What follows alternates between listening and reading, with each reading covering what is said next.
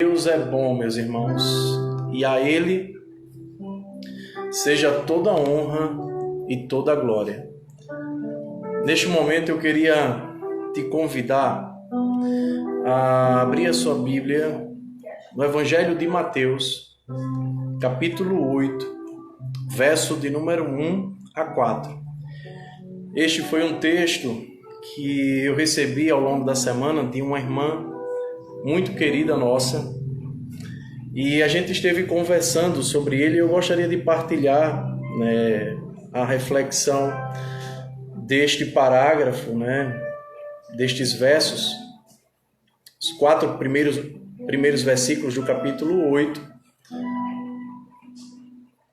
para pensarmos acerca da seguinte pergunta: o que Jesus espera dos seus seguidores? E dentre tantas coisas que Jesus espera dos seus seguidores, eu gostaria de destacar 3 a partir desse texto, e usando a figura de um leproso. A Bíblia tem um livro chamado A Neurose da Religião, do autor Tom Hovestad. É um livro que você pode até encontrar em PDF no Google. E ele diz uma coisa interessante, que a Bíblia não só traz a mensagem, mas ela também fala a partir dos seus personagens. E eu queria, olhando para o personagem, o leproso, e como ele se aproxima da pessoa de Jesus, e a maneira como ele se aproxima, do mestre, do rabi, nós podemos extrair algumas lições, alguns ensinamentos e aplicarmos à nossa vida espiritual. Jesus era mestre de ensinar as pessoas a partir das suas conversas. Basta você, por exemplo, lá no Evangelho de Lucas, a partir do capítulo 10 até o capítulo de número 18, o que a gente conhece ou chama de as narrativas de viagem de Jesus. À medida que Jesus sai da Galileia até Jerusalém, ele tem vários encontros com diversas pessoas, e esses diálogos que Jesus tem com diversos personagens, com diversas pessoas, a partir deles nós também podemos extrair infinitas lições. E hoje eu quero pensar com vocês acerca deste contato que Jesus tem com o leproso. O que Jesus espera dos seus seguidores. Então vamos à leitura do texto, que diz o seguinte: quando ele desceu do monte, grandes multidões o seguiram. Verso 2. Um leproso, aproximando-se, adorou de joelhos e disse: Senhor, se quiseres, podes purificar. Verso 3. Jesus estendeu a mão, tocou nele e disse: Quero, seja purificado. Imediatamente ele foi purificado da lepra. Em seguida, Jesus lhe disse: Olhe, não conte isso a ninguém, mas vá mostrar ao sacerdote e apresente a oferta que Moisés ordenou para que sirva de testemunho. Então, o que é que Jesus espera, irmãos, dos seus seguidores? Antes da gente responder a esta pergunta, eu quero que você observe comigo o verso de número 1, como era a vida de Jesus. E Mateus, ele coloca isso, esse contexto da história com o leproso, a partir do primeiro versículo. Quando Jesus desceu do monte, grandes multidões o seguiram. Então Jesus era sempre cercado de muitas pessoas, E essas pessoas que cercavam Jesus muitas das vezes eram no sentido utilitarista, ou seja, pensando naquilo que Jesus poderia dar para elas, o que Jesus poderia promover, o que Jesus poderia fazer. Talvez um texto que possa explicar melhor isso que eu estou falando, né? Essa questão do relacionamento utilitarista, de eu fazer algo pensando naquilo que eu possa receber, se encontra no Evangelho de João, capítulo 6. Depois, no final do capítulo 6, depois de Jesus fazer, aquele milagre, efetuar aquele milagre da multiplicação dos pães e peixes, só ligar. Depois de Jesus efetuar a multiplicação dos pães e peixes, e depois de ele falar que era o pão da vida, e as pessoas se escandalizam com ele, porque aquilo que ele tinha feito, efetuado aquele milagre, aquele pão simbolizava ele, então as pessoas começam a se escandalizar. E elas se afastam de Jesus. Até que Jesus ainda afunila mais, olha para os seus discípulos e diz assim: vocês não vão embora também? E aí um discípulo de Jesus se levanta e diz: Senhor, para onde nós iremos se só tu tens as palavras de vida eterna? Então, percebam, irmãos, que muitas das vezes o relacionamento de Jesus, ou as pessoas, melhor dizendo, se aproximavam de Jesus, essa é a verdade, pensando naquilo que elas poderiam receber ou ter em troca. Então, o autor ele coloca aqui uma cena não diferente dessa. Mas só que tem algo que nos chama a atenção, no verso de número 2 e no desenrolar destes versos. Porque mesmo Jesus, estando acompanhado de uma multidão, existe um leproso que se aproxima dele. E aqui deixa eu abrir um parêntese, porque o leproso era uma pessoa que sofria ou que enfrentava o sofrimento do isolamento, do distanciamento. Ele não poderia viver no meio de Israel, mas ele vivia ou teria que viver de maneira afastada, distante de Israel, porque a lepra era considerada uma doença, de acordo com a lei mosaica, impura. O que fazia com que a pessoa tivesse que se isolar da sociedade. Mas nós não sabemos como esta pessoa, de que maneira ela faz para se aproximar de Jesus. O texto não deixa isso claro. Só diz que ele chegou e se aproximou. Mas como é que ele se aproxima? O texto vai dizer no verso de número 2, que aproximando-se, adorou de joelhos e disse: Senhor, se quiseres, podes purificar-me. E aqui eu quero chamar a atenção para a primeira resposta que eu vou dar à pergunta: o que é que Jesus espera dos seus seguidores? Em primeiro lugar, o que Jesus espera de todos nós, irmãos, é confiança. Todo aquele que se aproxima de Jesus, todo aquele que vai ao encontro de Jesus, deve ir confiante de que está diante daquele que controla o universo e que tem todo o poder em suas mãos. E por que isso é importante, Emanuel, nos dias de hoje, nós nos aproximarmos de Jesus com confiança? Porque, por vezes, irmãos, nós vivemos, temos a palavra do Senhor, sabemos o que Ele fez, desde Gênesis até os nossos dias. E, por vezes, esquecemos que Ele tem um controle do universo em suas mãos. Então, este leproso, mesmo sabendo do seu estado, da sua condição, que ele poderia ser rejeitado, rechaçado, excluído, mesmo assim ele enfrenta todos esses obstáculos e se aproxima do Senhor confiando. Pois como diz aqui o verso: Senhor, se quiseres, tu podes me purificar, irmãos.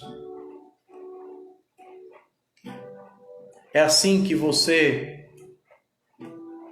está? O seu interior e o seu coração se sentindo doente, se sentindo desprezado por uma questão ou outra que você tem na sua vida?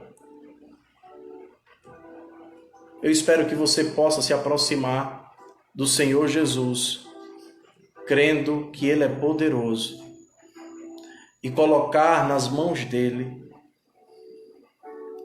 depositar nas mãos dEle o seu coração.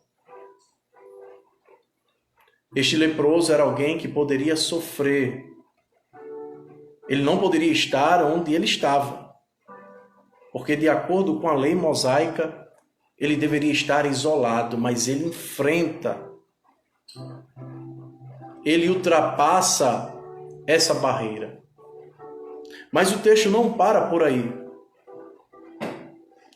Observe comigo o verso de número 3.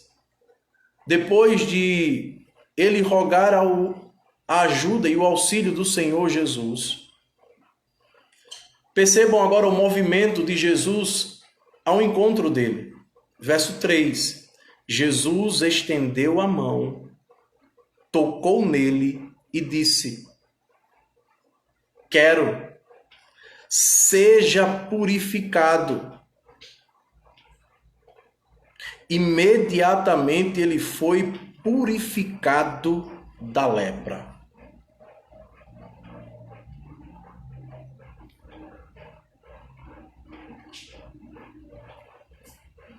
E aqui eu quero destacar, meus irmãos, o olhar misericordioso e cheio de compaixão que Jesus sempre teve pelos pecadores, por aqueles que se aproximaram dele, clamando, por aqueles que se aproximaram dele com a sua vida despedaçada. O Senhor fez isso com este leproso. O Senhor fez isso com aquela mulher que mendigou os pãezinhos que caíam da mesa do seu Senhor, a mulher cirofenícia ou a mulher cananeia. O Senhor fez isso com a mulher samaritana. O Senhor sempre estendeu as mãos para aqueles que se aproximavam dele, com o seu coração aberto e sincero, clamando por ajuda. E aqui vem uma outra lição que nós podemos perceber a partir do verso de número 3. Através desse auxílio que o Senhor dá a este leproso, é a sua submissão ao senhorio de Cristo. O seu reconhecimento da sua condição.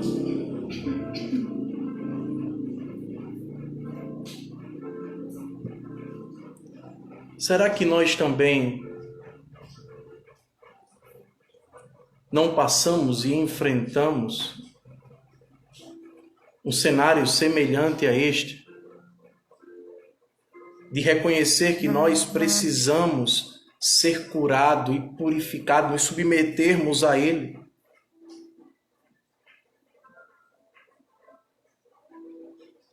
Talvez a nossa doença não seja uma lepra como este homem. Mas quantos de nós, no nosso coração, o orgulho, o desejo pecaminoso, o pecado que tão de perto nos assola, quantos de nós não precisamos nos submeter e precisamos do Senhor para que sejamos curados? E uma outra razão que Jesus espera, ou um outro motivo, uma outra questão que Jesus espera dos seus seguidores. Verso de número 4. Em seguida, Jesus lhe disse, no caso ao leproso: olhe, não conte isso a ninguém, mas vá mostrar-se ao sacerdote e apresente a oferta que Moisés ordenou para que sirva de testemunho. E aí talvez você esteja se perguntando, mas por que Jesus pediu que ele não falasse para ninguém? E por que Jesus também pediu que ele fosse um sacerdote e apresentasse uma oferta que Moisés havia ordenado? Olhando para essas duas questões, primeiro, por que Jesus disse para ele, não conte isso para ninguém? Muito provavelmente, isso tem a ver com o que Mateus colocou no verso 1. Havia uma multidão que estava perto de Jesus e que se aproximava de Jesus. E se as pessoas soubessem ali que Jesus havia feito um milagre, muito provavelmente isso fortalecesse a ideia ou o pensamento utilitarista que as pessoas tinham de Jesus, de se aproximar dele, pensando apenas naquilo que ele poderia promover a eles. E não é esse tipo de relacionamento que Jesus espera dos seus seguidores, dos seus discípulos. Não é um relacionamento utilitarista de ir ao encontro de Jesus apenas por aquilo que ele pode me promover. Senhor, eu quero uma casa nova. Senhor, eu quero um carro novo. Senhor, eu quero um emprego novo. Senhor, eu quero isso, eu quero aquilo. Sempre me dá, me dá, me dá, me dá, me dá, me dá.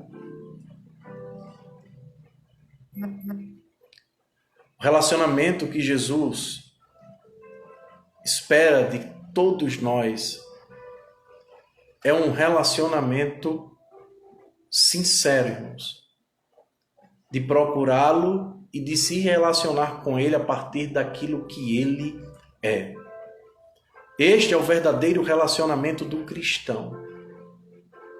Este é o verdadeiro relacionamento que o discípulo deve ter com o mestre.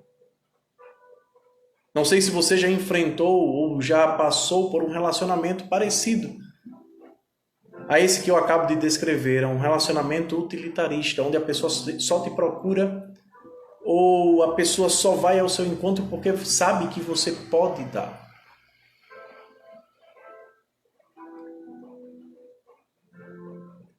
O relacionamento que Jesus espera estabelecer com os seus é um relacionamento de amor. É um relacionamento de alguém que ama o outro simplesmente porque olha para ele e percebe uma beleza. Percebe que pode contar com ele. Percebe que pode confiar nele. Ele fazendo ou não, isso não vai mudar e alterar aquilo que eu penso dele. Então, Jesus, por essa razão, muito provavelmente, ele pede para aquele homem não falar nada para ninguém. E aí, irmãos, outra coisa que a gente percebe é que Jesus não está preocupado com os holofotes da vida. Jesus não está preocupado com aquilo que as pessoas, ou mais fama, mais like, como a gente diz hoje, mais curtida no canal dele. Jesus não está preocupado com isso. Jesus não está preocupado com a aceitação das pessoas. Jesus não está preocupado se as pessoas acham ele legal. Não é esse tipo de relacionamento que Jesus espera dos seus.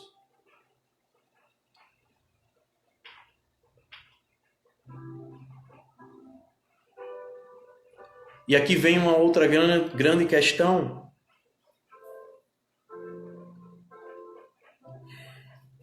E um grande ensinamento que nós podemos tirar desse texto é a obediência. Final do verso 4. Mas vá mostrar-se ao sacerdote e apresente a oferta que Moisés ordenou. Jesus sabia que no contexto que ele estava havia autoridades eclesiásticas, havia sacerdotes, havia a lei de Moisés que era muito forte. Por isso que a gente via sempre Jesus tendo embate com os fariseus, sendo questionado por eles, porque na lei de Moisés dizia uma coisa e às vezes eles não entendiam a maneira como Jesus se relacionava e eles não interpretavam corretamente e questionavam a Jesus. Então Jesus sabe que aquele leproso está debaixo, está sob um pensamento religioso. E que pensamento religioso é esse? Era a lei mosaica. E quando a gente vai lá no livro de Levítico, Levítico capítulo 13, eu não vou ler, depois você faça isso, quando terminar essa live, você vai ver que lá há uma recomendação de Deus para o seu povo, de como eles deveriam agir com aquele que é leproso, né? E uma forma de o leproso mostrar que havia sido curado era se apresentar ao sacerdote, porque era o sacerdote que assinava embaixo, era o sacerdote que autorizava, reconhecia se aquela pessoa havia sido curada ou não. Como nos nossos dias, quem tem essa autoridade é um médico. Então o sacerdote era quem dizia se aquele homem poderia voltar à sua vida normal, ao seu convívio familiar. E tendo esse reconhecimento como uma forma de gratidão ao Senhor, ele levava uma oferta. E essa oferta variava de acordo com a condição econômica de cada um. Isso está lá em Levítico capítulo 13. Então é isso que este leproso faz, irmãos.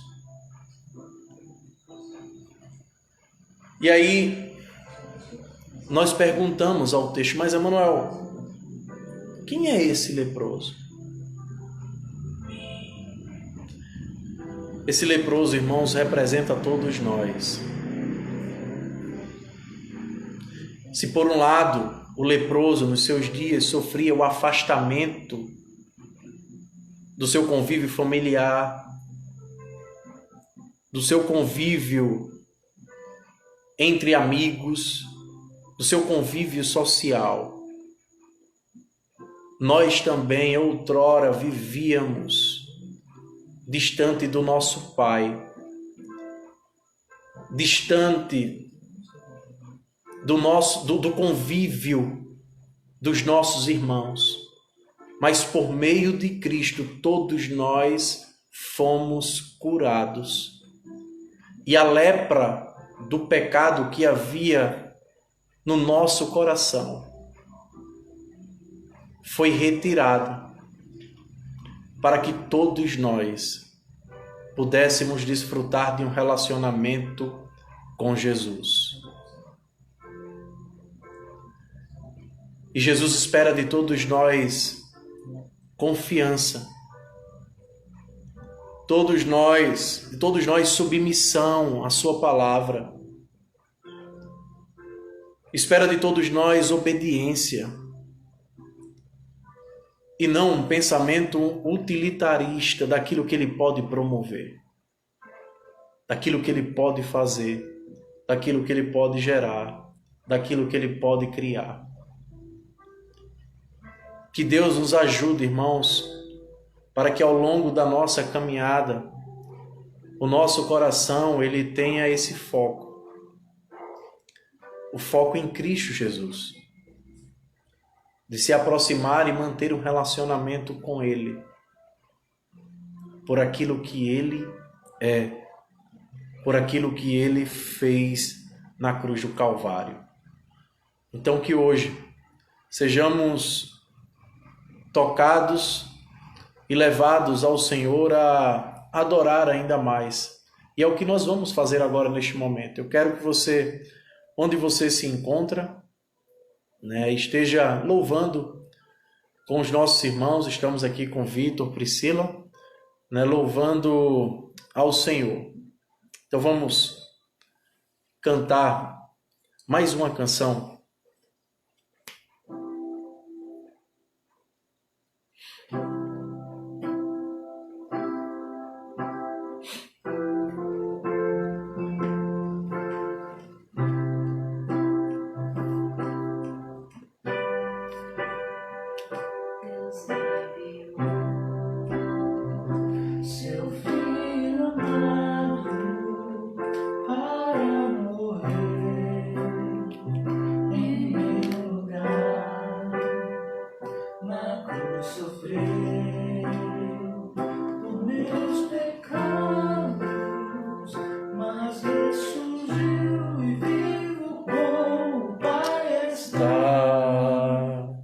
Porque ele vive, posso crer no amanhã, porque ele vive,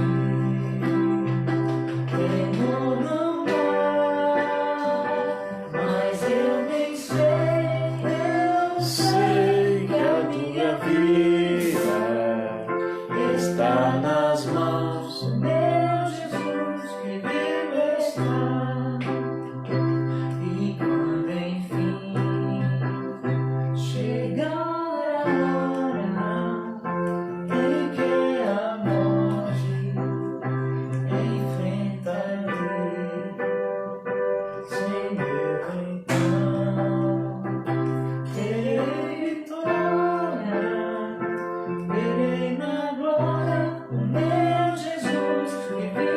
está, porque ele vive.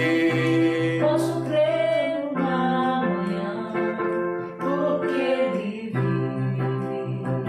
Temor Não há, mas eu bem sei. Eu sei que a minha vida está nas mãos do meu Jesus que vive está. Porque ele vive, posso Crer no amanhã, porque ele vive. temor não há, Mas eu bem sei, eu sei que a tua vida está nas mãos do meu Jesus, que vivo está. está nas mãos do meu Jesus que vive está. Amém, irmãos. Graças a Deus que a nossa vida está nas mãos daquele que vivo está. Nós estamos, né, chegando ao final, né, da nossa live, e eu gostaria de compartilhar alguns pedidos de oração. Hoje estive conversando com o nosso irmão Rafael e ele agradece ao Senhor pela providência de um trabalho, e também peço que os irmãos estejam orando pela vida do irmão Orlando, aqueles que estão no grupo da igreja, têm acompanhado, né, o clamor de alguns irmãos, né, a ajuda. Nós sabemos que os dias têm sido difíceis, mas que Deus tenha misericórdia do seu povo.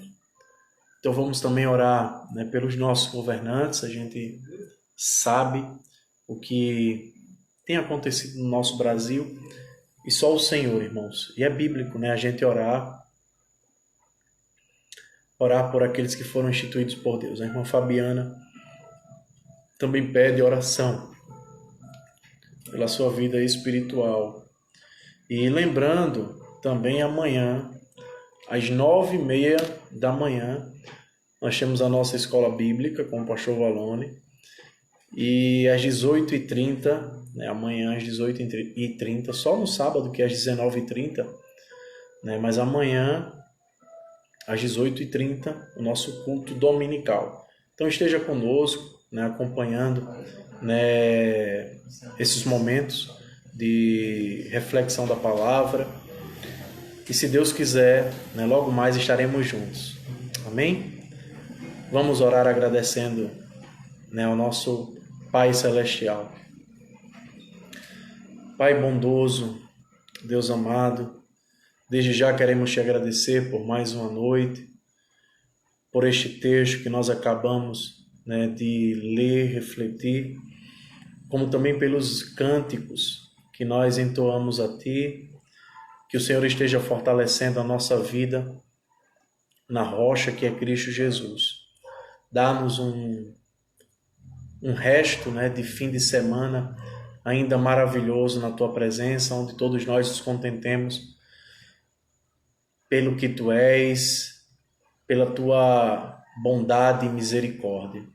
Senhor, nós também colocamos diante de Ti a vida do Rafael, que agradece por este trabalho, por estar ali naquela empresa. Também a vida da irmã Fabiana, que roga a Ti pela sua vida espiritual. Tu és aquele que nos renova, Senhor. Tu és aquele que vivifica os nossos desejos por Ti, a nossa vontade de Te buscar. Rogamos também pela vida do seu Orlando, que se encontra hospitalizado. Faz, Senhor, o Teu querer. Tem misericórdia para a glória do Teu santo nome. Assim, Senhor, nós rogamos a Ti também pela vida das autoridades que foram constituídas por Ti. Que o Senhor esteja trabalhando nos corações, tocando, Senhor, nessas vidas, e também o povo que clama por ajuda, clama por socorro, por aqueles que têm enfrentado a desolação nos seus armários,